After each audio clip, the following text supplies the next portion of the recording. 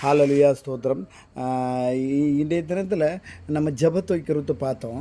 So இந்த ஜெபத்தில் பாருங்கள், பிதாவது ஆனவர் விடத்தில் ஏசப்பா நமக்காக ஜெபம் பண்ணுறார். இந்த உலகத்தில் மனுஷ குமாரனதாக பிறந்தார். ஆனால் அவர் நமக்காக நம்ம எப்படியெல்லாம் அவருடைய காலங்கள் முடிந்ததுக்கு பிறகு நம்ம செய்யணும்னு பாருங்கள். மார்க் 1:35 இருட்டோடு எழுந்து அதிகாலை வேளையில் அவர் வனாந்தரத்தில் போய் தண்ணி மேலே போய் ஜபிப்பார்.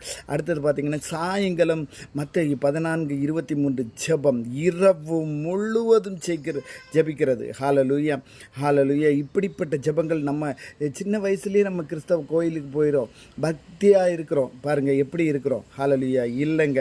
அடுத்தது லூக்கா 22:41-42 முகங்குப்புற விழுந்து ஹalleluya.